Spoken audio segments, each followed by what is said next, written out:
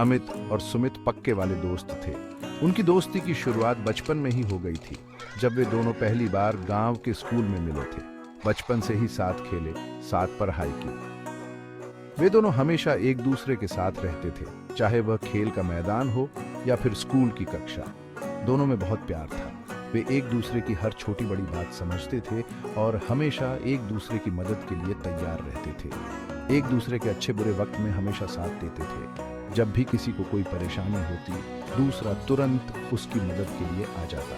हाँ, हम हमेशा एक दूसरे के साथ रहे हैं। चाहे कितनी भी मुश्किलें आई हों, हमने हमेशा एक दूसरे का साथ दिया है। हम हमेशा एक दूसरे के साथ रहे हैं। गांव की गलियों में दौड़ते हुए, खेतों में खेलते हुए, हमने हर पल साथ बिताया है। हमने बांधी कर है। बिल्कुल अमित, तुम मेरे सबसे अच्छे दोस्त हो। तुम्हारे बिना मेरी जिंदगी अधूरी है। तुम मेरे सबसे अच्छे दोस्त हो। तुम्हारे साथ बिताए हर पल की यादें मेरे दिल में बसी हैं। दोनों का गांव जंगल के पास था। जंगल उनके जीवन का एक महत्वपूर्ण हिस्सा था। जंगल से ही उनका घर चलता था। वे जंगल से लकड़ी, फल और अन्य आवश्यक चीजें लाते थे। अमित और सुमित भी अपने परिवार की मदद के लिए जंगल से लकड़ी और फल लाते थे। वे दोनों मिलकर यह काम करते थे और इस दौरान उनकी दोस्ती और भी गहरी हो जाती थी। जंगल में बिताए गए समय ने उन्हें प्रकृति के करीब ला दिया था। वे घंटों जंगल में घूमते, पेड़ों के नीचे बैठकर बातें करते और पक्षियों की चहचहाहट सुनते। कभी कभी वे नदी के किनारे बैठकर मछलियां पकड़ते और पानी में खेलते। ये उनके लिए सबसे सुखद समय होता था। एक बार जब अमित को जंगल में चोट लग गई थी, सुमित ने उसकी बहुत मदद की थी। उसने तुरंत उसे घर पहुंचाया और उसकी देखभाल की।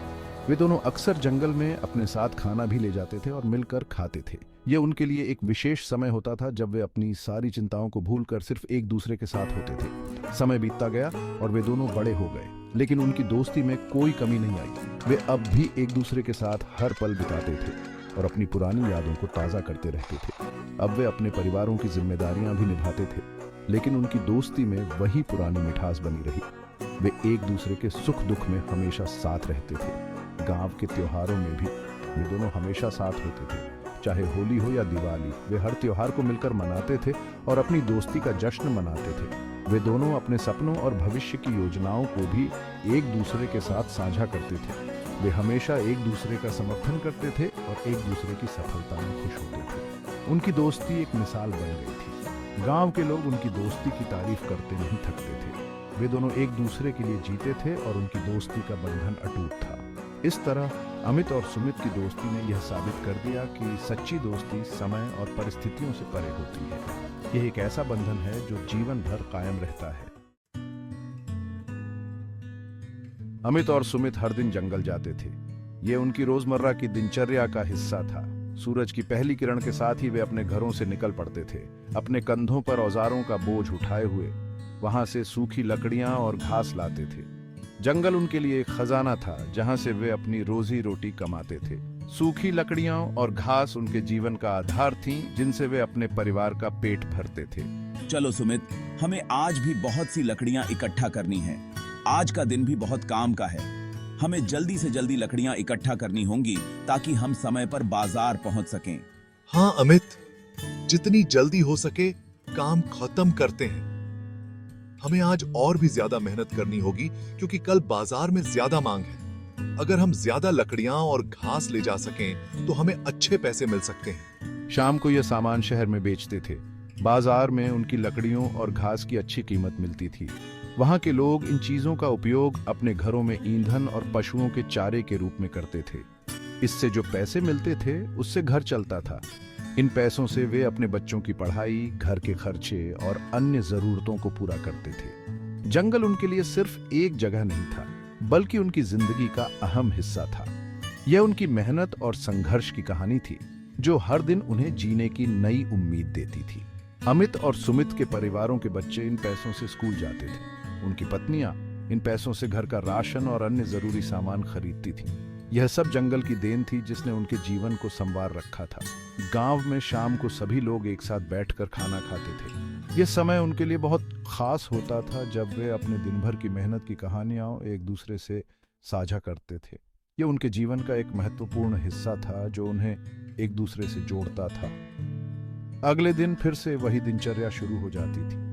सूरज की पहली किरण के साथ ही अमित और सुमित फिर से जंगल की ओर निकल पड़ते थे, अपने परिवार के लिए रोजी रोटी कमाने के लिए।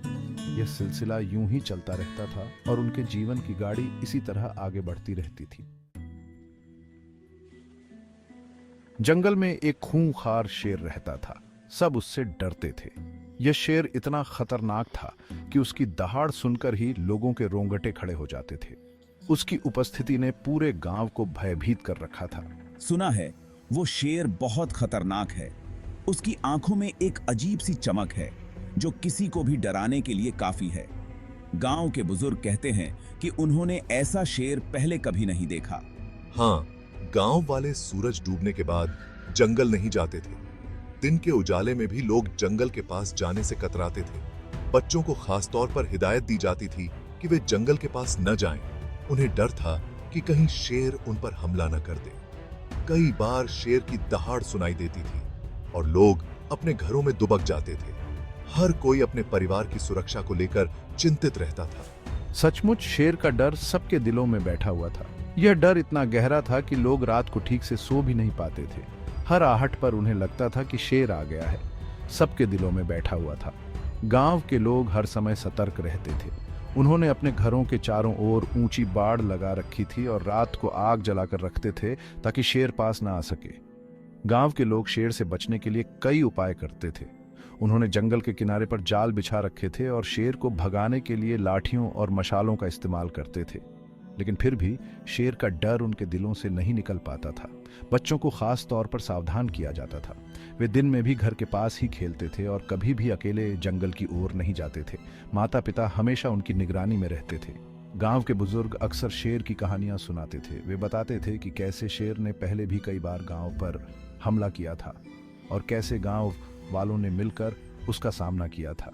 ये कहानियां सुनकर लोग और भी सतर्क हो जाते थे। गांव के लोग मंदिर में जाकर भगवान से प्रार्थना करते थे कि वे उन्हें शेर के आतंक से बचाएं। हर त्योहार और पूजा में शेर से सुरक्षा की प्रार्थना की जाती थी। यह डर उनके जीवन का हिस्सा बन चुका था। रात को लोग आग के पास बैठकर शेर के बारे में चर्चा करते थे। वे अपने अनुभव साझा करते थे और एक दूसरे को हिम्मत बंधाते थे। इस तरह शेर का डर उनके जीवन का अभिन्न हिस्सा बन गया था।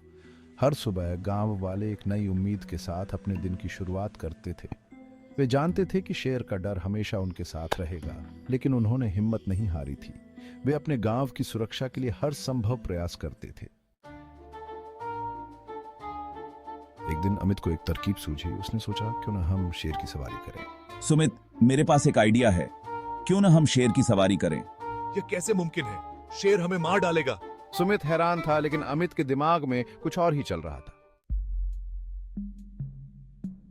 डरने की कोई बात नहीं, हम चालाकी से काम लेंगे। सुमित को यकीन नहीं हो रहा था, लेकिन अमित के हौसले को देखकर वह भी मान गया। दोनों ने मिलकर प्लान बनाया। हमें एक मजबूत रस्सी और एक मोटी लकड़ी का इंतजाम करना होगा। ठीक है अमित, चलो इसे करते हैं। उन्होंने एक मजबूत रस्सी और एक मोटी लकड़ी का इंतजाम किया। अगले दिन दोनों दोस्त जंगल गए। अमित, हमें सच में यह करना है? हाँ सुमित, हम यह कर सकते हैं। जैसे ही शेर दिखा वे डर गए, लेकिन हिम्मत करके आगे बढ़े। अमित ने चालाकी से रस्सी से शेर को बांध दिया। फिर दोनों उस पर चरच गए और लकड़ी से उसे हाँकने लगे। शेर बेचारा उनकी बात मानने लगा। दोनों दोस्त शेर की सवारी करते हुए गांव पहुंचे। सब देखते रह गए। ये देखकर गांव वालों को अपनी नादानी पर हंसी आ गई। उन्होंने सीखा कि डर के आगे जीत है और कभी-कभी चालाकी से बड़ी मुसीबत का हल निकल सकता है। लेकिन यह कहानी हमें यह भी सिखाती है कि हमें कभी भी किसी के सीधेपन का फायदा नहीं उठाना चाहिए।